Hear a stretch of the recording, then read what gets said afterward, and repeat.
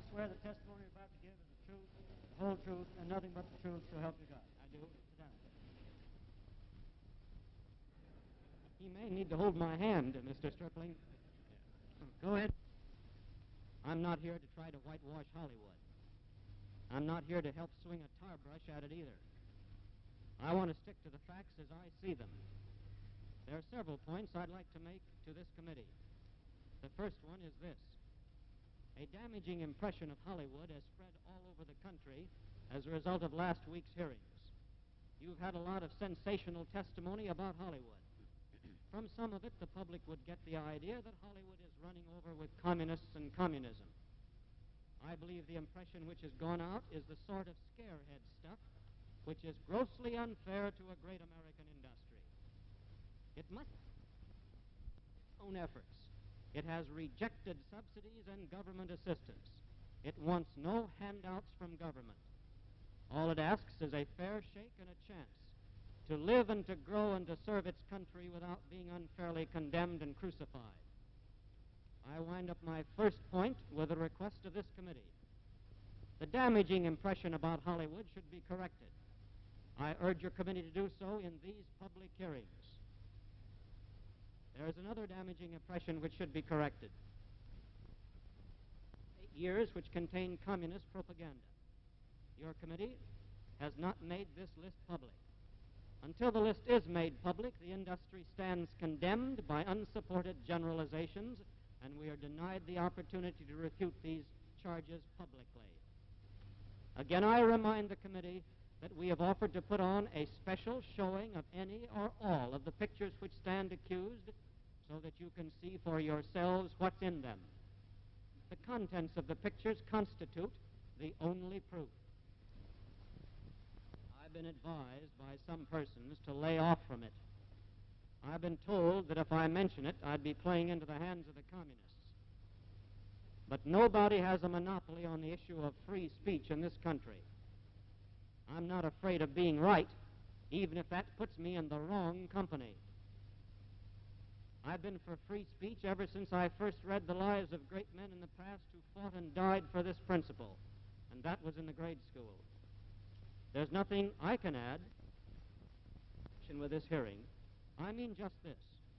You don't need to pass a law to choke off freedom or free speech or to seriously curtail it. Intimidation or coercion will do it just as well. You can't make good and honest motion pictures in an atmosphere of fear.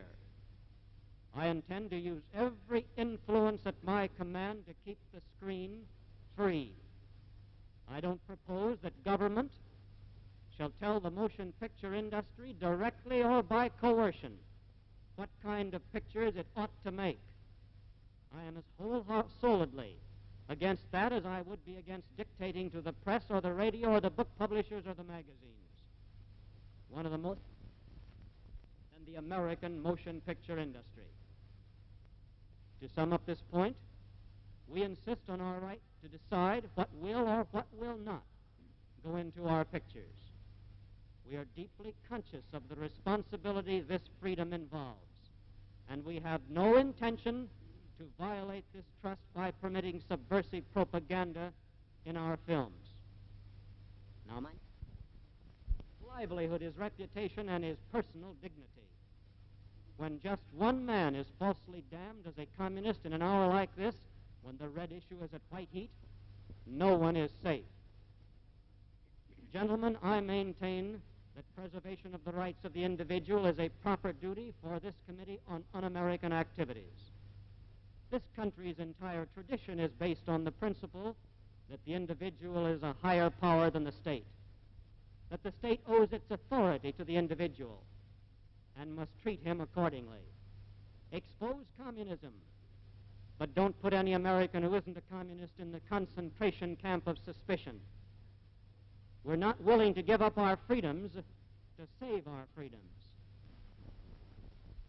Revolutions plotted by frustrated intellectuals at cocktail parties won't get anywhere if we wipe out the potential source and cause of communism.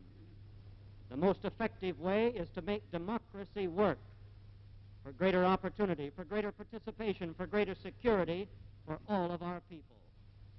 The real breeding ground of communism is in the slums.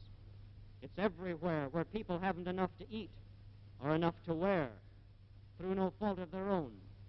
Communism hunts misery, feeds on misery, and profits by it. Hungry for it today. It is true today it needs our wheat and our fuel to stave off hunger and to fight off cold. But hunger and cold, as they may be, men still hunger for freedom. We want to continue to practice and to export freedom. If we fortify our democracy to lick want, we'll lick communism, here and abroad. Communists can hang all the iron curtains they like, but they'll never be able to shut out the story of a land where free men walk without fear and live with abundance. I've been told that there were communists in Hollywood. I have been told that the Motion Picture Screenwriters Guild had communists, and therefore I went and talked to the Screenwriters Guild, and I laid it on the line to them. And I said to them, why did you go? Because I had been told that there were communists in the Screenwriters Guild. You had just been told that. That's right. You made no effort to determine whether they were there or not. Mr. Stribling, I have no way of making any definite determination. Who's going to prove that a man's a communist? I think this committee is going to prove it. All right, sir, but I'm not this committee, Mr. Stribling. I wouldn't be surprised from the statements you've been making the last few days. You've certainly attempted to run it. Just a minute. Just a minute.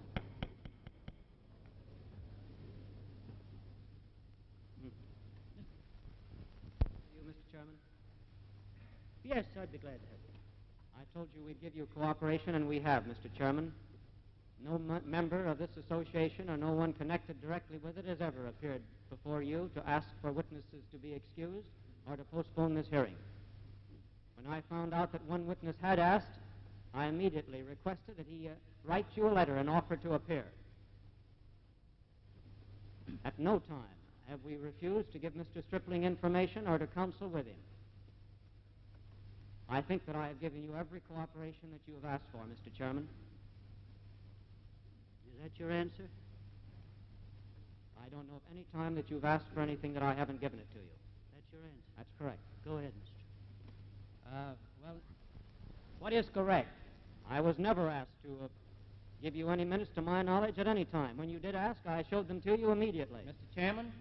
I can distinctly recall having in my office Thoroughly understood when we employed Mr. Burns that Mr. Burns would not appear before any congressional committees, that he would be glad to advise and counsel us on the outside, but that he would not appear before congressional committees